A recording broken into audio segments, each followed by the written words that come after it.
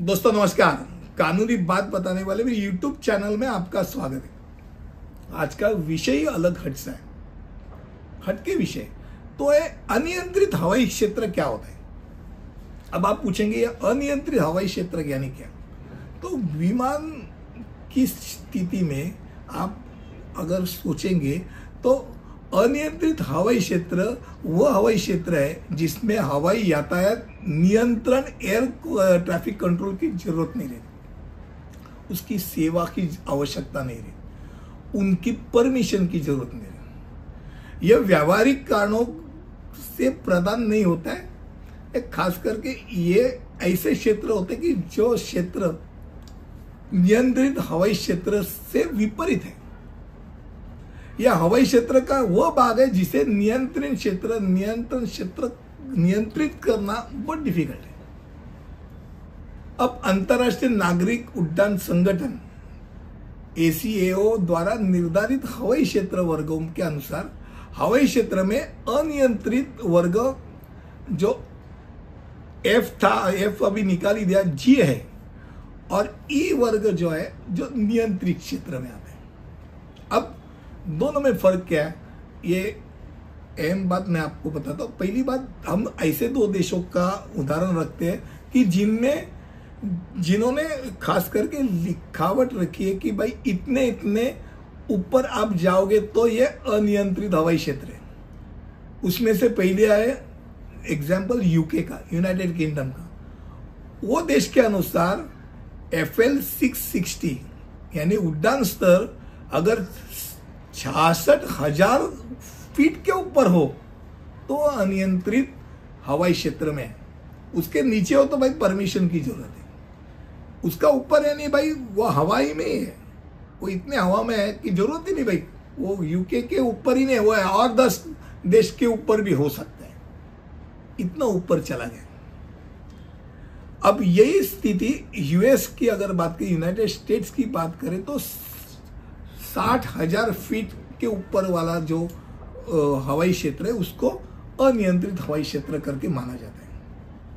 पर उसके नीचे अगर आता है तो वो विमान को पूछना पड़ता है, भाई ATC की परमिशन लेनी पड़ती है। एयर ट्रैफिक कंट्रोल को बताना पड़ता है कि हम इस दिशा से इस दिशा को जा रहे, हमारी जो विमान की स्थिति ये इतने किलोमीटर की है, क्योंकि उससे क्या होता है, खतरा पैदा होता है।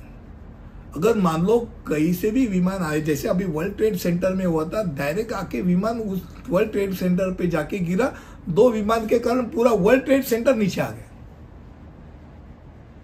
तो अभी ये बात होती है कि भाई आप अगर किसी भी हवाई क्षेत्र में अंदर प्रवेश करते और नहीं बताते तो तुरंत मिलिट्री के विमानों को बताया जाता, भाई फलाना फलाना विमान तो आ रहा है, कुछ बताया नहीं, उड़ा दो, और डायरेक्ट आगे मिसाइल आपके ऊपर छोड़ी जाएगी, आपका विमान हवा के अंदर ही गायब हो जाएगा। तो बताना ही जरूरी है, कंपलसरी। तो ये बात है कि हवाई यातायात नियंत्रण होता है, ATC यानी एयर ट्रैफिक कंट्रोल होती है, उनके ऊपर सब रहता है, भाई कौन आ रहा है कौन जा रहा है। 2 विमानों की टक्कर ना होवे, अलग अलग किलोमीटर पे दोनों रवे, आने जाने का टाइमिंग भी देखना पड़ता है।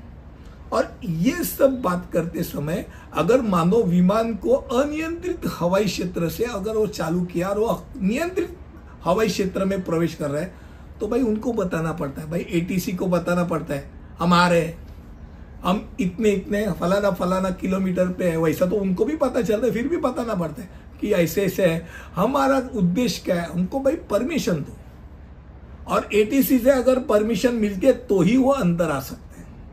अब मान लो नियंत्रित हवाई क्षेत्र से अनियंत्रित हवाई क्षेत्र की ओर जा रहे हैं तो भाई जाते समय जहां तक नियंत्रण का क्षेत्र है वहां से बाहर जाते समय उनको बताना पड़ता है कि अभी हम अनियंत्रित क्षेत्र में जा रहे हैं, भाई परमिशन दो, हम निकल रहे हैं। मौसम का अगर बचाव हो या आपातकालीन स्थिति हो तो ही नॉर्मल कोर्स में कभी भी एयर ट्रैफिक कंट्रोल नियंत्रित कक्षा से बाहर आपके हवाई जो उड्डान होते हैं विमान को जाने ही नहीं देते। आपको भी अगर एयर ट्रैफिक का अगर देखेंगे तो बहुत सारी लाइन एक शहर की एक जैसी दिखती है, ऐसे इधर उधर भटकती नहीं दिखती, वो एक लाइन में ही चलती है। वो उसको नियंत्रण किया जाता है, भाई कहाँ जा रहा है क्या नहीं जा रहा है। अब एक बात है कि मान लो अनियंत्रित क्षेत्र में आप हो, 400 मीटर के नीचे है, मैं भाई छोटा सा विमान उड़ा रहा हूँ, मनोरंजक टूरिस्ट पायलट रहते हैं, मनोरंजक यात्री या ट्रैफिक पैटर्न रहते हैं, अलग अलग ऐसे खेल खेलते हैं भाई। उनके लिए एक अहम बात रहती है कि भाई तुमको टेक ऑफ और लैंडिंग क्षेत्र की जानकारी बहुत जरूरी है। आप अगर निषिद्ध क्षेत्र में है तो भाई आपको ये करना ही नहीं है, क्योंकि एक छोटा सा पक्षी भी विमान की बहुत नुकसान कर देता है। अगर ऐसे कुछ किया तो आपको काम धंधे पे लगाएंगे, कानूनी से वो परे है। आज मुझे लगता है एक अलग सा विषय आपके सामने रखा, अनियंत्रित हवाई क्षेत्र क्या होता है, कितने ऊपर चले जाने के बाद वो अनियंत्रित हवाई क्षेत्र माना जाता है। और यह वीडियो आपका अच्छा लगा रहेगा ऐसा मुझे अंदाज है। अगले वीडियो में ऐसे ही कुछ इंफॉर्मेटिव लेके आऊंगा, तब तक के लिए यही रुकता हूं। धन्यवाद।